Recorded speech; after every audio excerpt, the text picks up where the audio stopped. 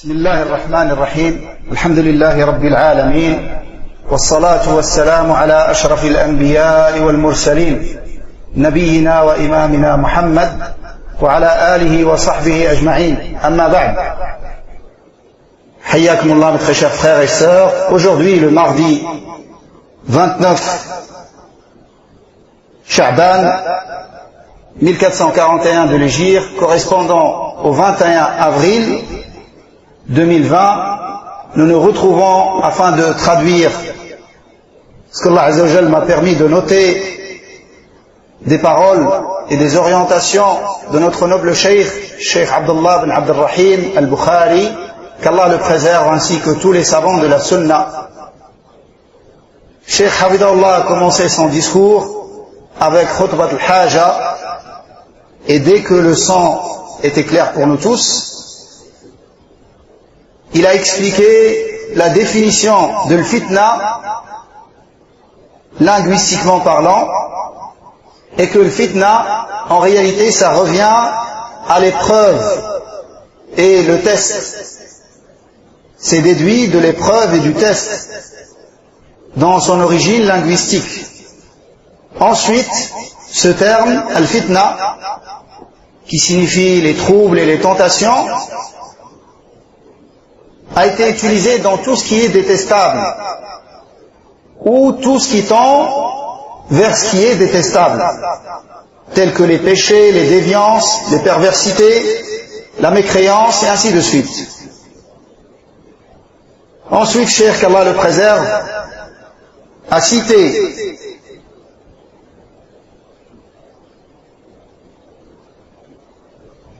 les points qui seront abordés dans cette allocution. Il a cité les points de manière globale. Le premier, c'est qu'il va citer un ensemble de causes qui font tomber dans les troubles et les tentations. Et le deuxième point, la deuxième partie de cette conférence, dans laquelle Cheikh Hafidahullah a cité la position du croyant et du monothéiste face à ces troubles.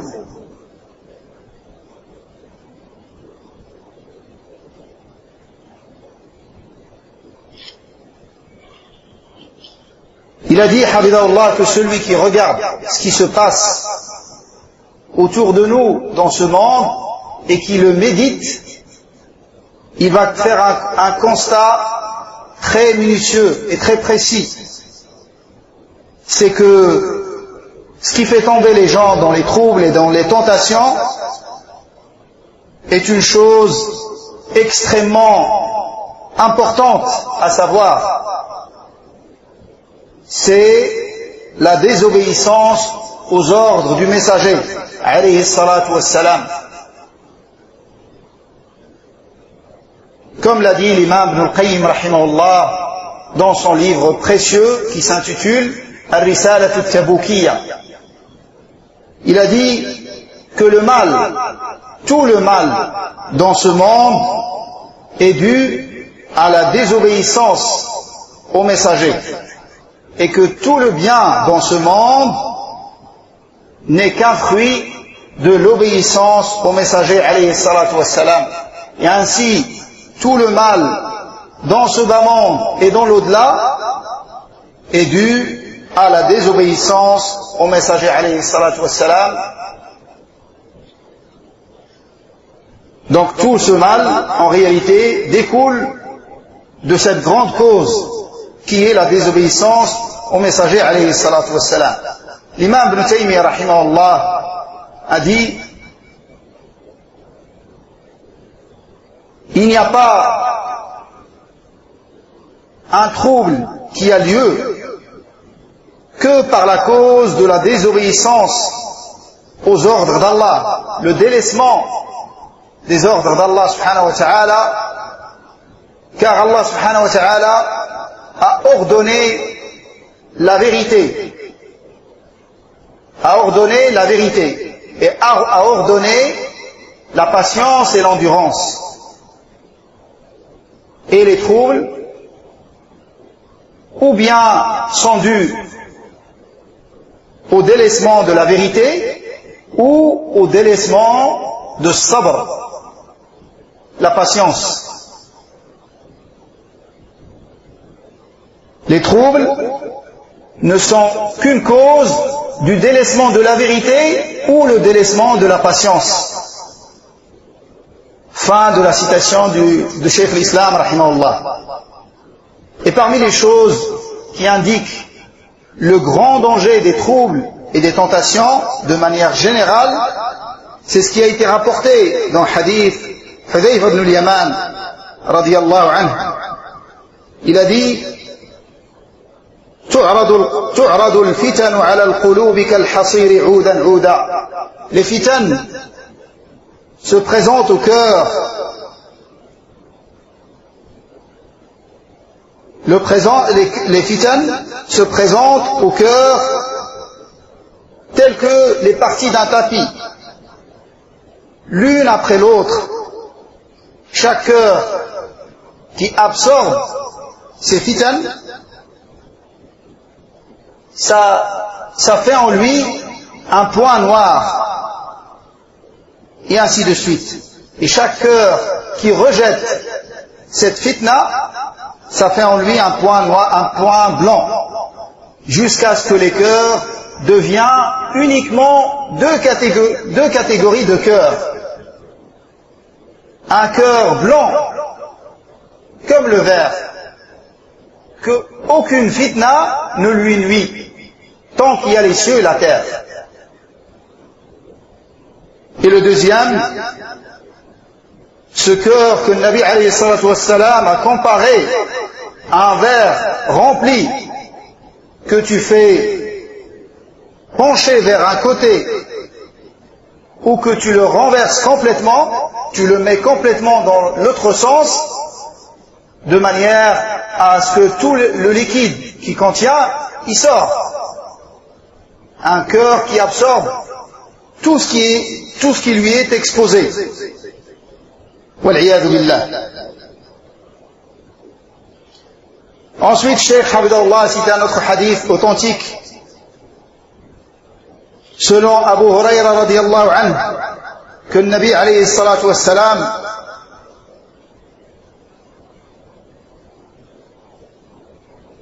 a dit: Satakunu fitanun, il va y avoir des troubles et des tentations après moi, c'est-à-dire après le Nabi alayhi salatu wassalam. Celui qui est assis pendant ces fitans est meilleur que celui qui est debout. Et celui qui est debout est meilleur que celui qui marche dans ces troubles. Et celui qui marche est meilleur que celui qui court dans ces troubles et dans ces fitans. Et celui qui s'expose à ces fitans, il sera touché.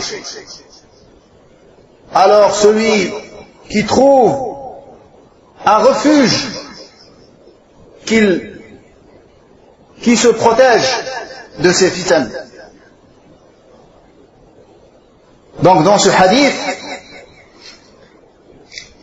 plus le croyant est loin des fitans, mieux il sera.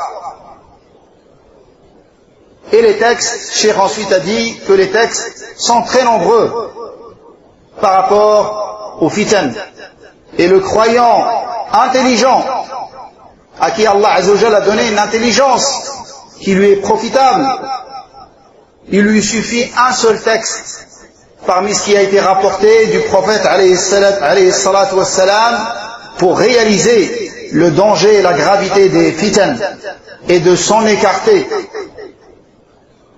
Car sinon, ça pourra être la cause de sa perdition et ça le brûlera. Et ça sera à cause de grand mal pour lui.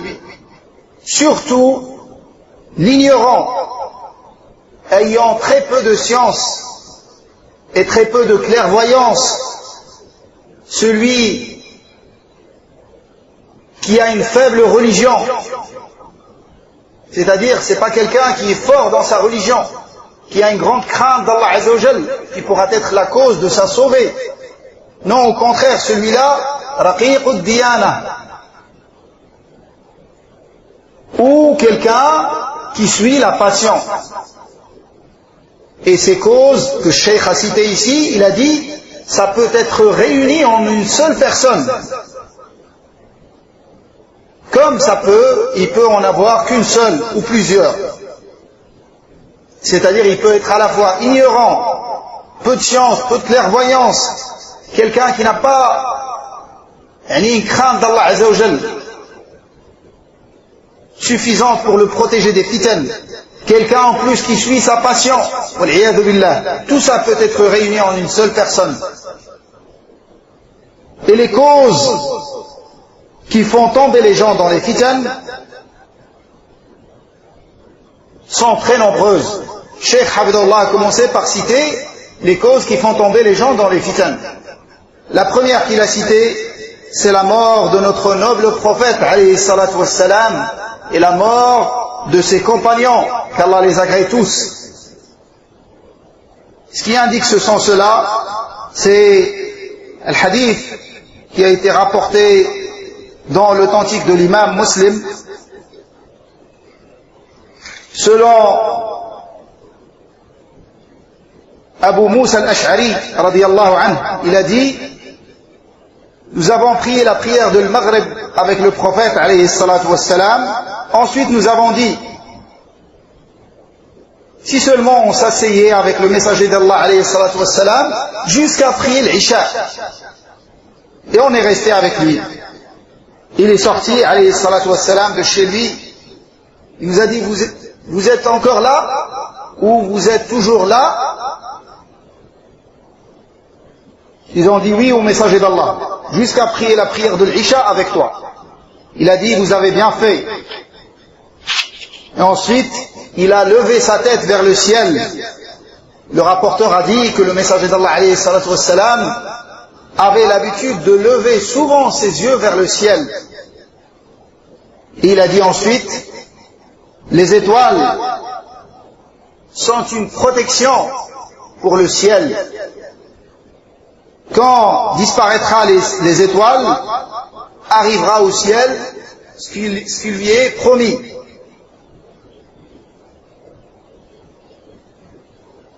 Et moi, je suis une protection pour mes compagnons. Quand je mourrai, arrivera à mes compagnons ce qui leur arrivera. Et mes compagnons sont une protection pour ma communauté. Quand partira mes compagnons, quand ils mourront, arrivera à ma communauté ce qui lui est promis.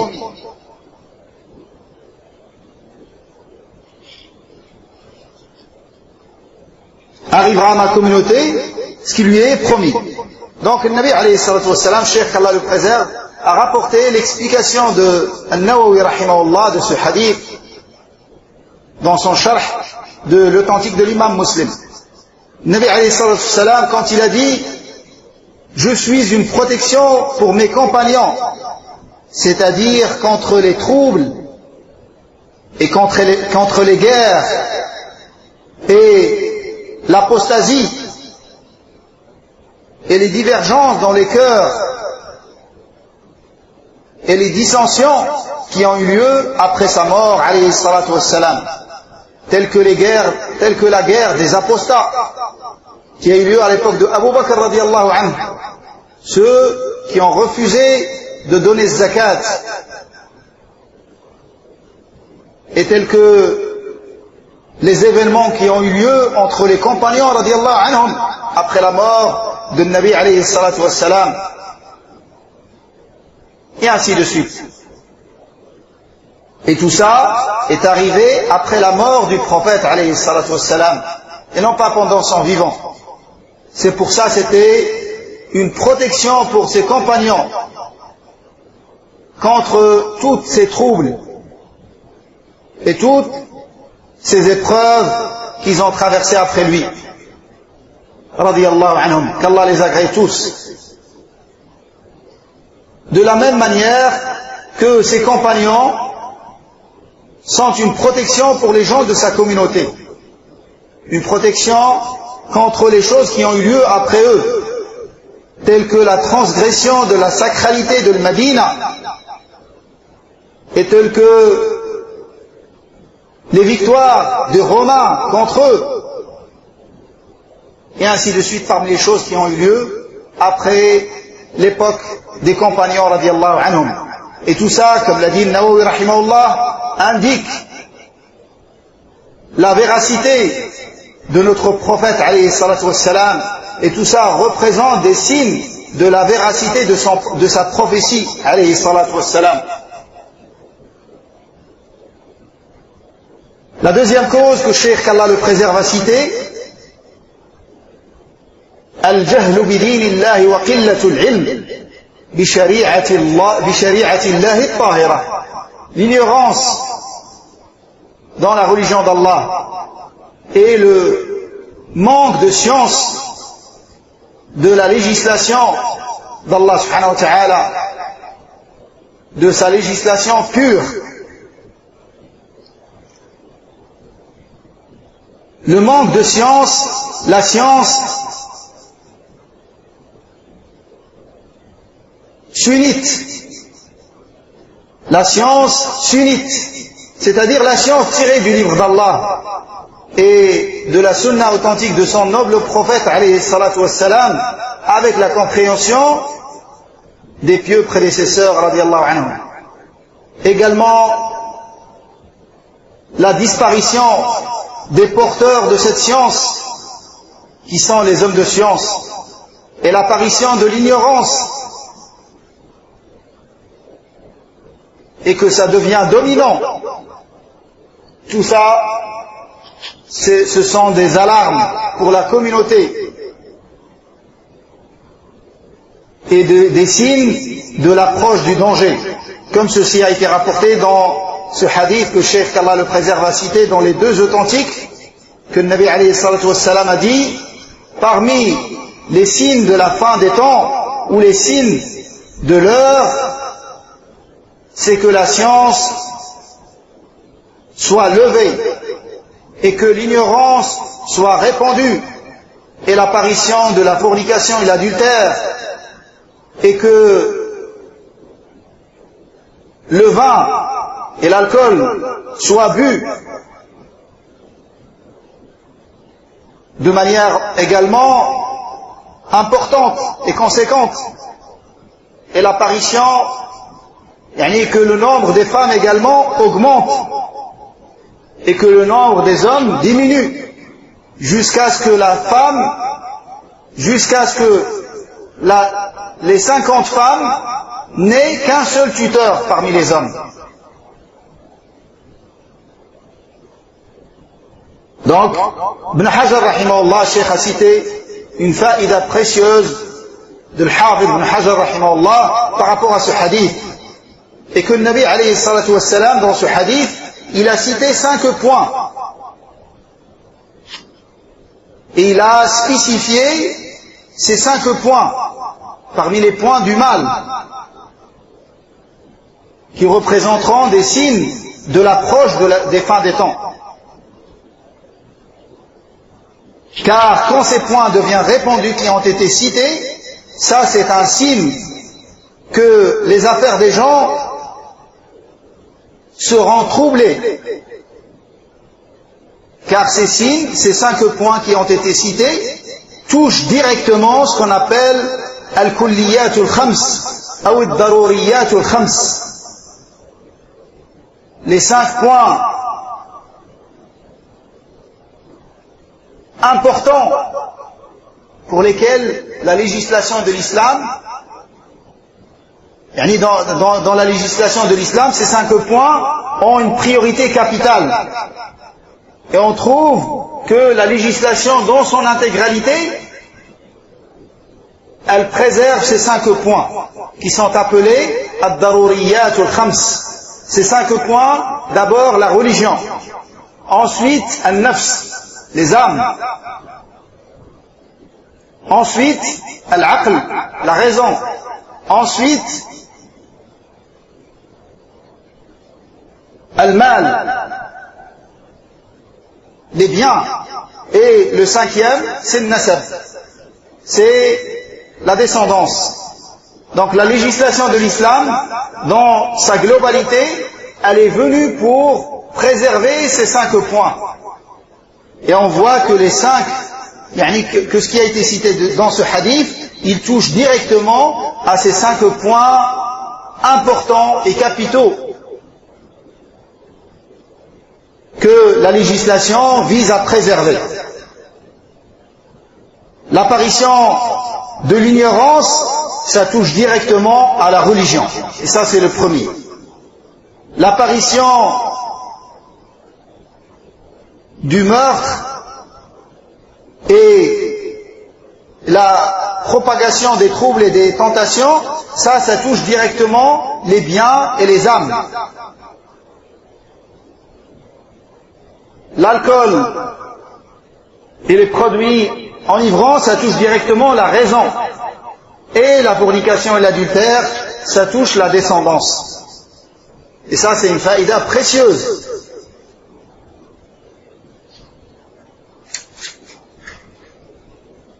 Également parmi les causes qui font tomber dans les troubles et qui sont des causes pour qu'il y ait des troubles, c'est la corruption. L'apparition de la corruption sur terre.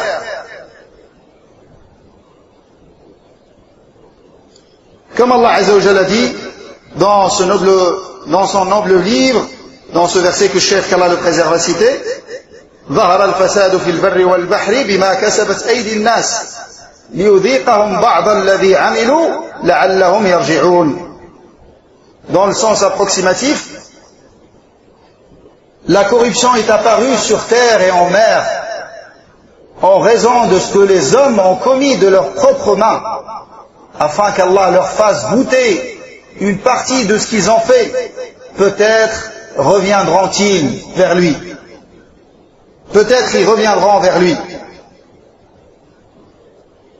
Et parmi les formes les plus graves de la corruption qui puisse apparaître sur terre, bien évidemment, c'est l'associationnisme.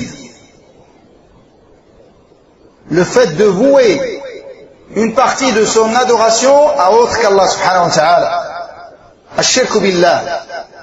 Et parmi les formes de corruption également qui sont extrêmement graves, c'est les innovations et les hérésies dans la religion. Et également, c'est les désobéissances aux ordres du prophète, alayhi salatu wassalam, et de tomber dans ce qu'il a interdit. Et également le délaissement de l'amr bil ma'rouf wa nahy anil munkar, ordonner le convenable et interdire le blâmable. Parmi les causes également de l'apparition des troubles, c'est les péchés. Les péchés sont une grande cause de l'arrivée des troubles et des tentations. Et par rapport à ce sujet, Cheikh Hafidahullah nous a orienté vers le livre de l'imam Ibn al-Qayyim, Ad-Da'u wad-Dawa, dans lequel l'imam Ibn al-Qayyim rahimahullah a parlé longuement de ce point et l'a détaillé d'une manière excellente. Également parmi les causes de l'arrivée des troubles et des tentations, les rébellions contre les gouverneurs, le fait de s'insurger contre le gouverneur musulman, ça c'est parmi les grandes causes de l'arrivée des tentations et des troubles. Parmi les choses qui représentent des fondements chez Ahl-Sunnah wal-Jama'a, et parmi leurs grandes bases, c'est la patience face à l'injustice des gouverneurs. La patience face à l'injustice des gouverneurs. L'imam Ibn Taymiyyah rahimahullah dit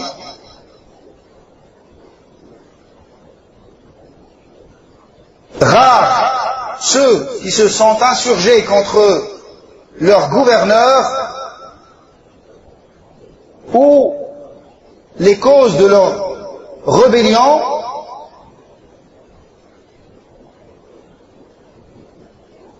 n'ont pas été néfastes. C'est-à-dire qu'il y a eu beaucoup plus de mal qui a été causé par leur rébellion que de bien. Il y a eu beaucoup plus de mal qui a été causé par leur rébellion que de bien.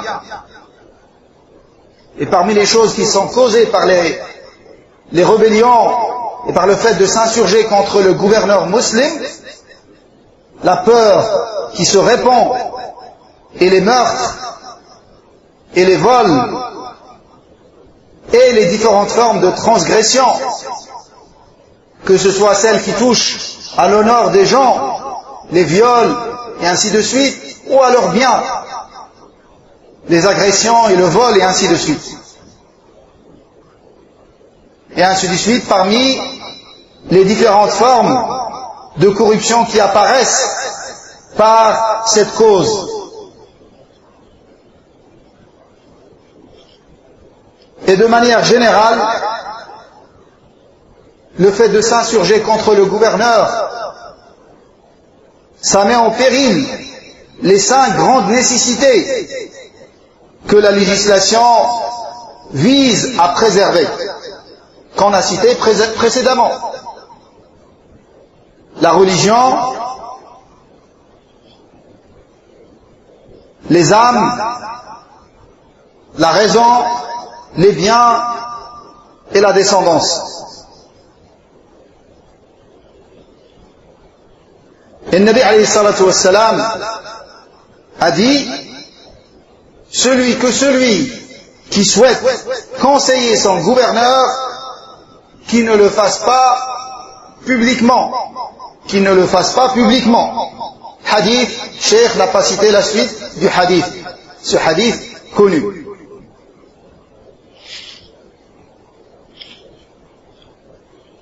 Et de ce hadith, on prend que celui qui souhaite conseiller le gouverneur, il doit le faire en cachette et non pas en public.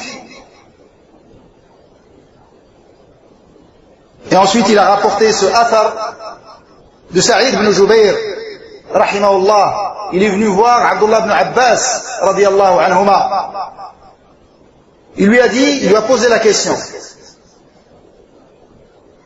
Est-ce que j'ordonne le convenable à mon gouverneur et je lui interdis le blâmable? Quelle était la réponse de Abdullah ibn Abbas? Il a dit, radiyallahu anhuma, il a dit, si tu dois le faire, c'est-à-dire si tu tiens à le faire, alors que ce soit entre toi et lui. Et le Bayhaqi, rahimahullah, a rajouté, et ne commets pas de médisance vis-à-vis de ton gouverneur. Et ne commets pas de médisance à l'égard de ton gouverneur. C'est-à-dire, si tu as quelque chose à lui dire, tu lui dis directement entre toi et lui, et non pas publiquement. La deuxième partie avec laquelle Cheikh Hafidahullah a terminé cette allocution extrêmement riche et profitable, qu'Allah le récompense, c'est la position du croyant et du musulman face aux troubles et tentations.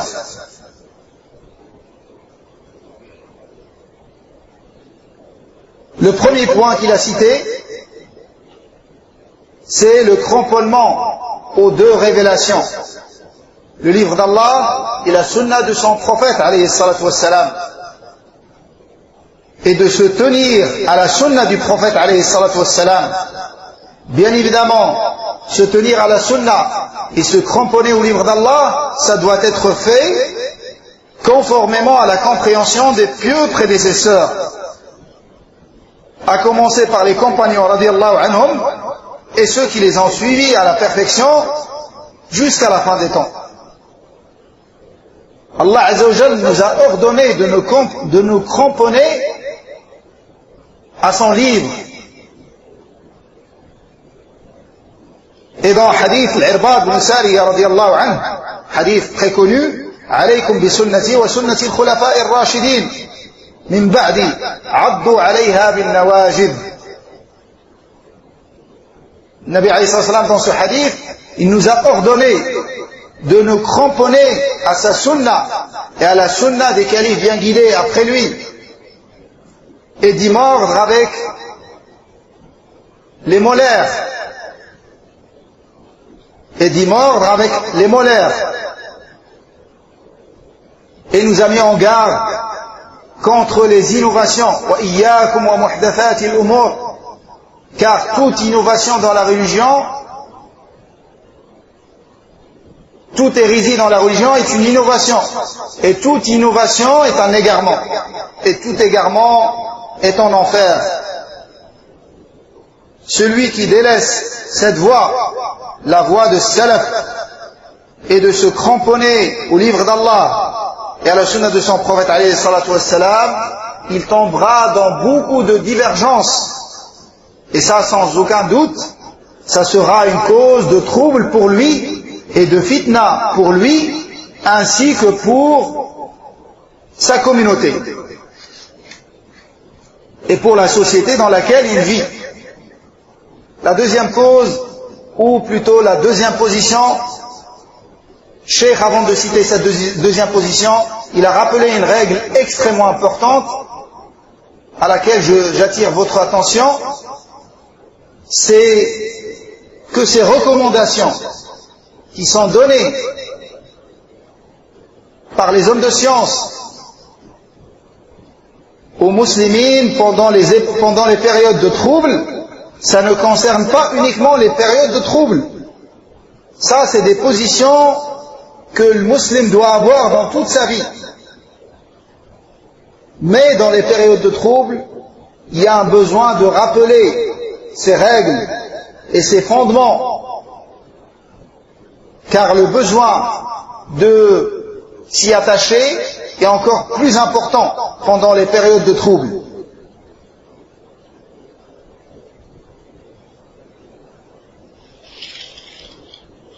La deuxième chose que Cheikh Abdallah a citée, c'est le devoir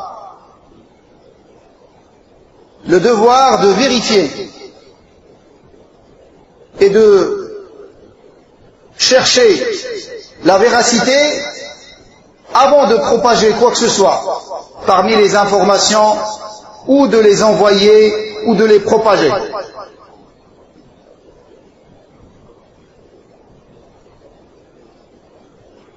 Comme Allah Azza wa Jalla dit, Ya ayyuha alladhina amanu, in ja'akum fasiqun binaba'in fatabayyanu an tusibu qawman bijahalatin fatusbihu ala ma fa'altum nadimin. Comme Allah Azza wa Jalla nous l'a ordonné dans le sens approximatif du verset, ô vous qui avez cru, si un homme dépravé vous apporte, un homme déviant vous apporte une nouvelle, vérifiez-en d'abord la crédibilité, de peur, par votre ignorance, vous ne lésiez des gens et que par la suite, vous nous retrouviez rangés par le remords, et que par la suite, vous ne vous retrouviez rangés par le remords et le regret. Donc ça, c'est quelque chose d'important, c'est le devoir de vérifier l'authenticité et la crédibilité des informations avant de les propager. Car pendant les périodes de trouble, il est connu que le mensonge augmente et que les paroles et les disputes et les querelles se multiplient également, et que certains essayent de propager des choses mensongères et erronées. C'est pour ça, le croyant se doit de vérifier la crédibilité et l'authenticité avant de propager. Sinon, il prend la responsabilité. Que dire de ceux qui propagent des choses dont ils connaissent même pas la source et l'origine?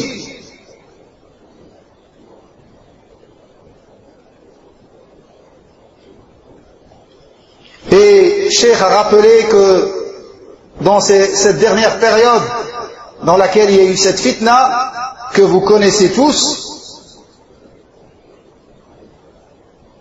pendant cette fitna, des ignorants, beaucoup d'ignorants et de sots ont parlé.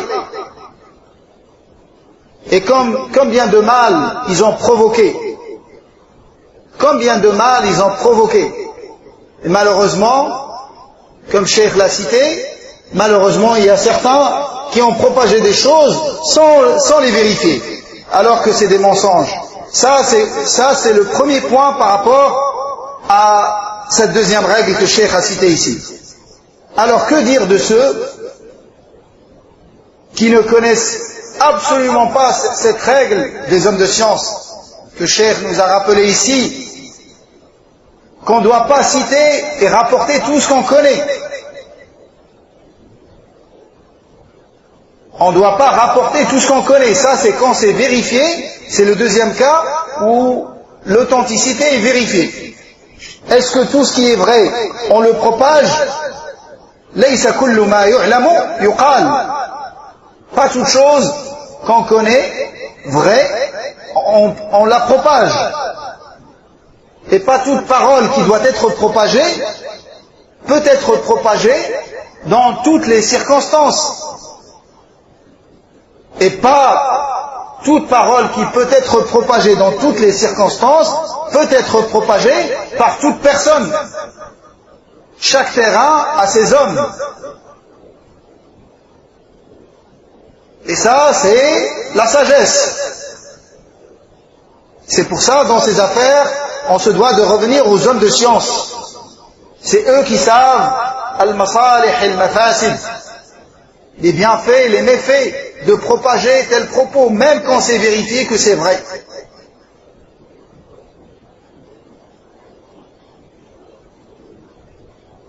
Comme Allah Azza wa Jal a dit par rapport à la vérification, Ya ayyuhalladhina amanu, in ja'akum fasiqun binaba'in, fatabayyanu. Fatabayyanu. Vérifiez. Regardez l'authenticité, la crédibilité avant de propager. Et il a cité le deuxième verset.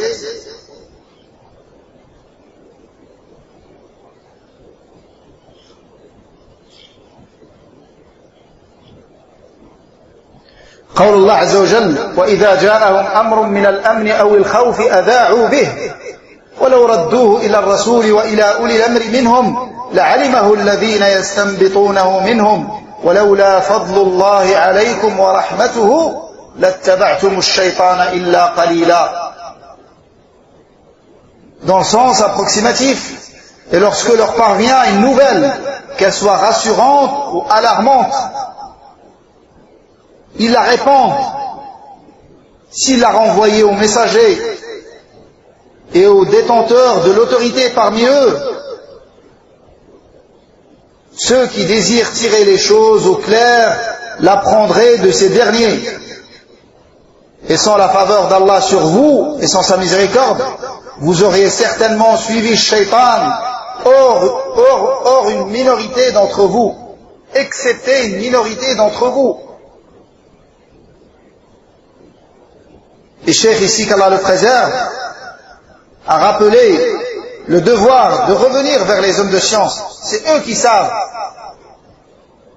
Est-ce qu'il y a plus de bien à propager telle chose ou pas, ou plus de mal? Et le Nabi alayhi salatu wassalam a dit كفى بالمرء كذبا وفي رواية كفى بالمرء إثما أن يحدث بكل ما سمع. Ça suffit comme mal, c'est-à-dire c'est un grand mal que la personne rapporte tout ce qu'elle a entendu. Ça suffit comme péché que la personne rapporte tout ce qu'elle a entendu, dans une autre version.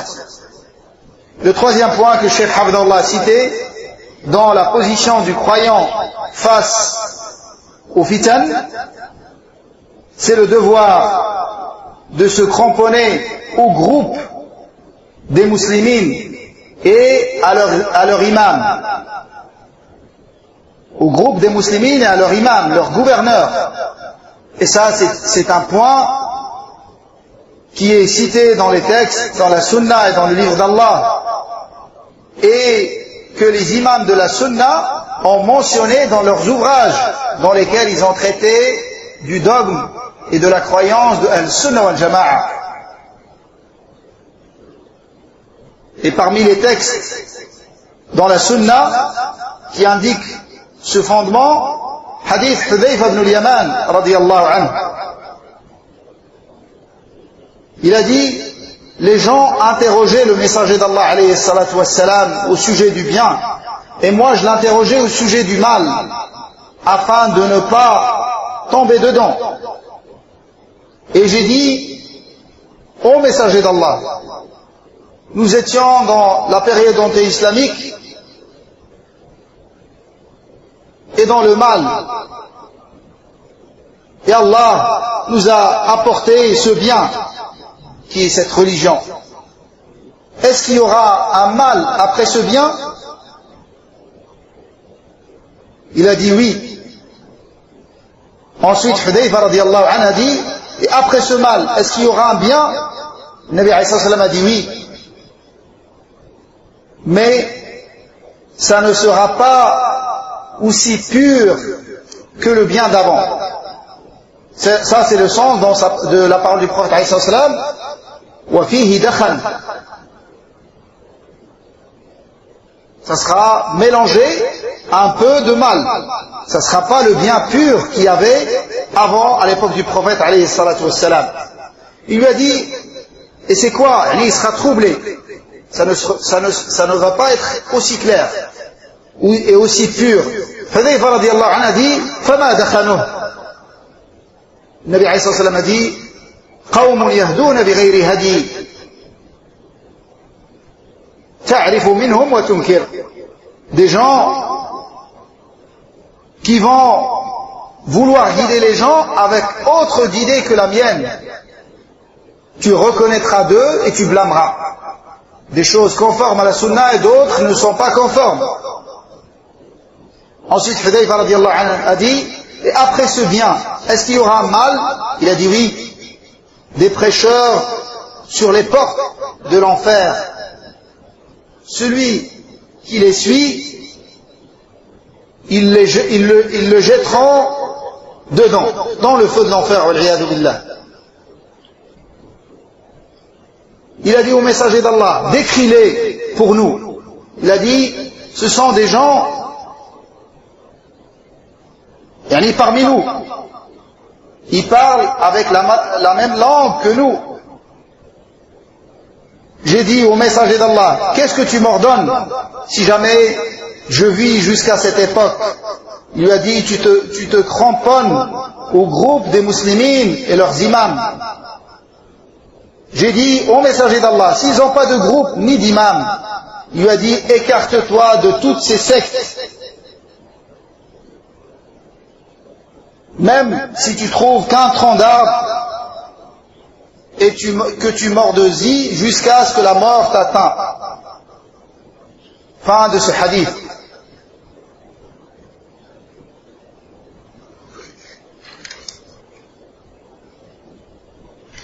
Donc, dans ce hadith, la parole du prophète alayhi salatu wassalam, talzamu jama'at al-muslimina wa imamahum. Tu te cramponnes au groupe des musulmans et leur imam, car il y a en cela une sauvée pour toi de toutes les formes de troubles.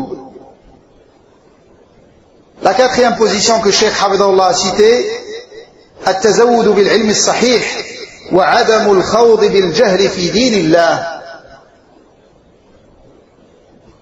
C'est d'acquérir la science authentique et ne pas parler de la religion d'Allah avec ignorance. Et ne pas parler de la religion d'Allah avec ignorance. Car parmi les plus grandes causes des troubles et des fitan, comme Cheikh l'a cité précédemment, l'ignorance. Le Nabi alayhi salam a dit, comme dans les deux authentiques, Inna Allah la yaqbidu al-ilma intiza'an. Allah n'arrache pas la science des poitrines des savants après qu'il leur a donné la science. Mais Allah, il reprend la science en prenant les âmes des savants, jusqu'à ce qu'il n'y ait plus de savants et que les gens se retourneront vers des ignorants. Ils vont les interroger, ils vont répondre sans science, ils vont s'égarer et égarer.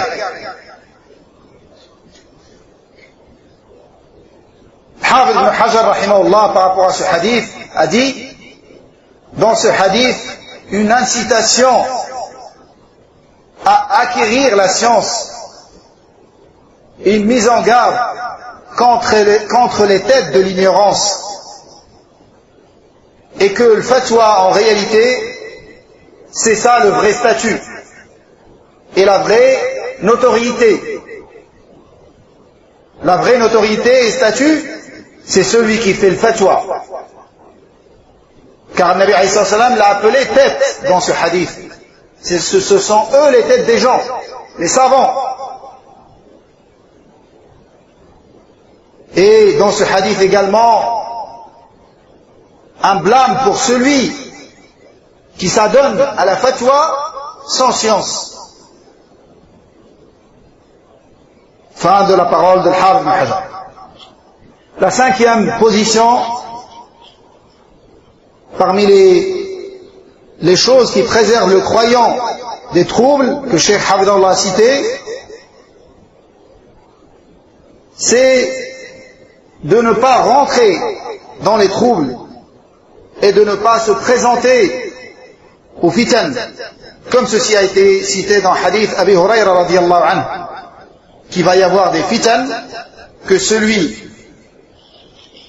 qui est assis dans la fitna est meilleur que celui qui est debout, et que celui qui est debout est meilleur que celui qui marche, et que celui qui marche est meilleur que celui qui court. Donc plus tu t'écartes des troubles, mieux tu seras, et plus tu seras sauvé, bi'idnillahi ta'ala. Et la règle religieuse, anna al-fitana tujtanabu wa la tujtanab, c'est qu'on cherche à nous écarter des fitanes et à repousser les fitanes et non pas à les ramener et rentrer dedans. Et le sens, comme l'a cité le Hafid ibn Hajar rahimahullah, c'est que celui qui va vers les fitanes, elles viendront vers lui.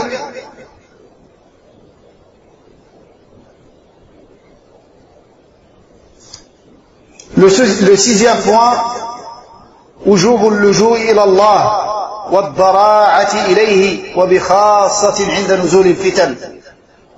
L'obligation de revenir vers Allah et de l'implorer et de l'invoquer avec insistance, et surtout pendant les périodes de troubles et de fitan. Comme Cheikh nous l'a rappelé, ça c'est des choses sur lesquelles doit être le croyant en permanence pendant toute sa vie. Mais quand le fitan arrive, c'est encore beaucoup plus important. C'est pour ça les savants les accentuent pendant le fitan encore plus. Et comme ça a été cité précédemment, que les péchés représentent parmi les péchés sont parmi les causes les plus importantes des troubles et des fitans. Et la désobéissance au messager d'Allah alayhi salatu wassalam également. C'est pour ça l'obligation du croyant tout le temps, et en particulier pendant les périodes de fitan, c'est de se repentir à Allah, un repentir sincère qui réunit ces conditions. Le repentir est obligatoire quand arrivent les troubles, car comme Salaf ont dit, فَمَا نَزَلَ بَلَاءٌ إِلَّا بِذَنْبٍ وَمَا رُفِعَ إِلَّا بِتَوْبَةٍ. Il n'y a pas une épreuve ou une difficulté ou des troubles qui arrivent que par la cause des péchés, et ils ne sont levés que par le repentir, que par la cause du repentir sincère. Et le Nabi alayhi salam nous a mentionné dans le hadith authentique que l'adoration pendant les périodes de trouble, al-harj, est égale à une immigration vers lui. C'est comme quelqu'un qui a immigré vers le prophète alayhi salatu wassalam, l'adoration pendant les périodes de trouble.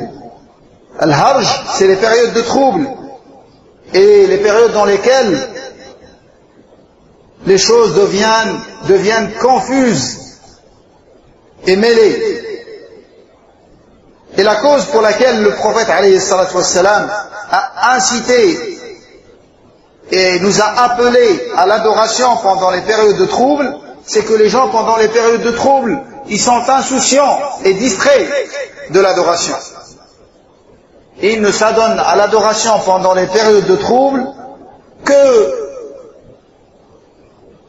des individus, comme l'a dit Nawawi rahimahullah. Le septième et dernier point que Cheikh Hafdallah a cité ici, avec lequel il a terminé, le devoir de revenir vers les hommes de science ancrés dans l'ilm, ancrés dans la science, et de prendre d'eux et de chercher à savoir leurs orientations pendant ces troubles et quelles sont leurs recommandations, et de prendre ça de sources sûres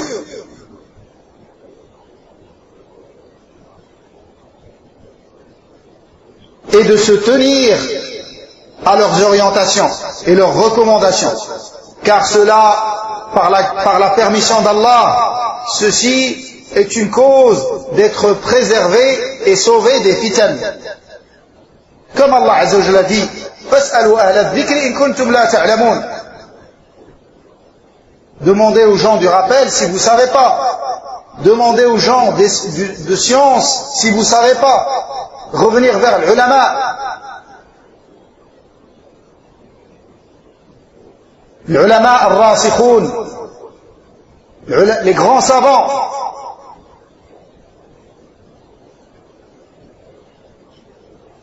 Et comme Allah Azza wa Jalla dit dans l'autre verset, وَإِذَا جَاءَهُمْ أَمْرٌ مِنَ الْأَمْنِ أَوِ الْخَوْفِ أَذَاعُوا بِهِ وَلَوْ رَدُّوهُ إِلَى الرَّسُولِ. وَإِذَا جَاءَهُمْ أَمْرٌ مِنَ الْأَمْنِ أَوِ الْخَوْفِ أَذَاعُوا بِهِ وَلَوْ رَدُّوهُ إِلَى الرَّسُولِ وَإِلَى أُولِي الْأَمْرِ مِنْهُمْ لَعَلِمَهُ الَّذِينَ يَسْتَنبِطُونَهُ مِنْهُمْ. Quand leur parvient une nouvelle, qu'elle soit rassurante ou alarmante, ils la répondent.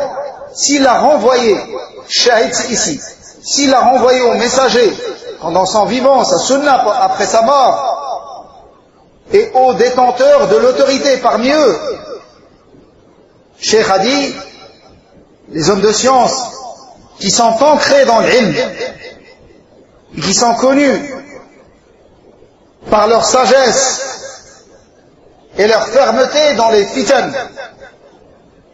et qui savent les bienfaits, les méfaits, s'ils voient l'intérêt à propager, ils propagent, sinon ils ne propagent pas. C'est vers cela qu'on doit revenir.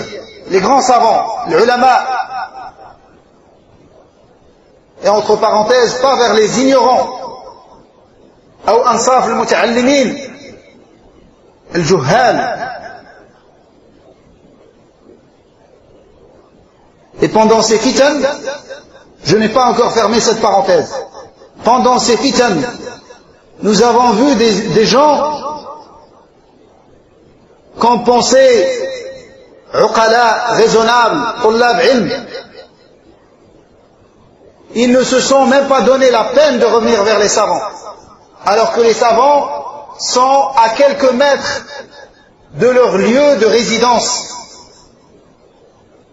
Je ne parle pas de quelqu'un qui est en France, en Chine, et les ulama, tels que Cheikh Rabi', les grands savants, Cheikh Ubayd, qu'Allah le préserve, ils sont à une grande distance. C'est des gens qui vivent le Medina avec les grands savants. Ils ne se sont même pas donné la peine de revenir vers les savants et de savoir qu'est-ce que les savants ont recommandé pendant cette dernière fitna. Et ils ont pris des positions sans revenir aux savants. Wal'iyadu billah. Et ça, c'est un signe de délaissement d'Allah Azza wa Jal, de ces gens-là. هذه علامة خذلان والعياذ بالله. Au moins, donne-toi la peine d'écouter les grands savants et commence par les grands. Car la sunna, c'est de revenir vers les plus grands dans la science et vers les spécialistes, chacun dans son domaine. Subhanallah, des choses étonnantes qu'on a vues dans cette fitna. Des gens qui reviennent vers des hommes de science. Naam, c'est des chouyours. Mais quand est-ce que les gens revenaient vers eux dans le fitan? Ils n'ont jamais été des références dans le fitan. Et pendant cette fitna, parce qu'ils ont eu des paroles qui servent leur hawa et leur passion, ils les ont pris comme des références. Wal'iyadu billah. Et ils ont délaissé les savants qui sont connus par ce domaine, les spécialistes tels que Cheikh Rabi', Cheikh Ubaid, qu'Allah les préserve.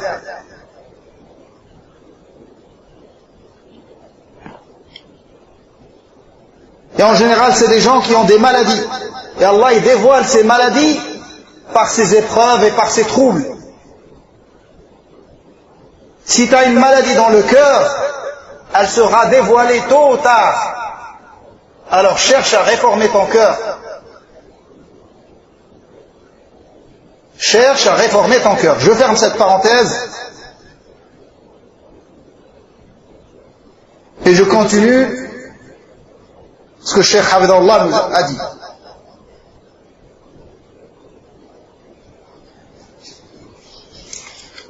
Cheikh a dit, ce athar qui a été rapporté par l'imam al-Darimi avec une chaîne de transmission authentique, selon Saïd ibn Jubayr, rahimahullah, il a été interrogé par Hilal ibn Khabbab. Il lui a dit, quel est le signe de la perdition des gens? Écoutez la réponse de Saïd ibn Jubayr, rahimahullah. Il a dit, quand les savants mourront, idha halaka ulama'uhum, quand les savants mourront, le signe de la perdition des gens, c'est la disparition des savants. Cheikh a dit, et ça se peut que les savants soient présents parmi nous, proches, accessibles, mais il y a des gens qui utilisent des méthodes tordues afin d'éloigner les gens d'eux. Afin d'éloigner les gens d'eux et couper tout lien entre les gens et les hommes de science. Et couper tout lien entre les gens et les hommes de science avec des paroles. Entre parenthèses, Cheikh Rabi' est très malade.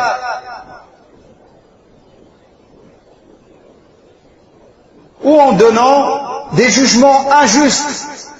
Entre parenthèses, l'entourage de Cheikh Rabi' l'influence. Permettez-moi ce point. Wallahi, thumma wallahi, si quelqu'un devait influencer Cheikh Rabi', Hafidhahullah, c'est cet homme qui a cité cette parole. C'est lui qui l'aurait influencé le plus, car il avait un statut beaucoup plus grand que ceux qu'il a prétendu qu'ils influencent Cheikh Rabi', Hafidhahullah. Et pourtant, il ne l'a pas influencé lui-même. Et il lui a demandé des arguments sur ses critiques qu'il n'a jamais pu rapporter jusqu'à aujourd'hui. Et subhanallah, comment des gens suivent des gens comme ça encore aujourd'hui? Ils font des promesses qui ne sont jamais respectées. On va vous apporter, on va vous apporter, on va attendre comme il a dit Cheikh Rabi' dans son rad contre Falh Harbi, jusqu'à l'arrivée de la fin des temps, devant Allah, que vous allez nous sortir les arguments quand on sera entre les mains d'Allah. Wal'iyadu billah. Je ferme la parenthèse. Et Cheikh a poursuivi en disant, alors que leur objectif, c'est de repousser les gens des savants, et de les écarter des savants, et de les empêcher de prendre la vérité qu'ils ont, et à laquelle ils appellent. Shatibi rahimahullah a dit, parmi les méthodes des gens de l'innovation et de la passion, c'est le dénigrement des avis juridiques des savants. auprès de la masse, afin de les éloigner de la vérité qu'ils ont et à laquelle ils appellent. Parmi les méthodes et les styles des gens de l'innovation, c'est qu'ils vont dénigrer les avis des hommes de science et des savants d'une méthode ou d'une autre, et ils vont faire ça auprès des ignorants et des awam et de la masse, afin de les empêcher de profiter d'eux et de prendre la vérité à laquelle ils appellent. Qu'est-ce que Shatibi rahimahullah aurait dit? Fin de la citation de Shatibi rahimahullah et de ce que Cheikh al-Bukhari hafidahullah dit. Qu'est-ce que Shatibi rahimahullah aurait dit à notre époque s'il avait vu que des gens qui se disent Tullab ilm, ils sont tombés dans ce même piège? Ils sont tombés dans ce même piège alors que c'est soi-disant des Tullab. Ça fait 10 ans, ça fait 15 ans qu'ils demandent la science. Et ils sont tombés dans ce même piège, à chercher quelles sont les vraies causes. Wallahu a'lam. Ici, notre cheikh, hafidahullah, a terminé son allocution et a invoqué Allah en notre faveur et en faveur de tous les muslimines, qu'Allah nous raffermisse sur la vérité et sur la sunna jusqu'à le rencontrer. Et nous allons nous arrêter ici. Walhamdulillahi rabbil alamin. Wa sallallahu wa sallam ala nabiyyina Muhammad وعلى آله وصحبه أجمعين والحمد لله رب العالمين.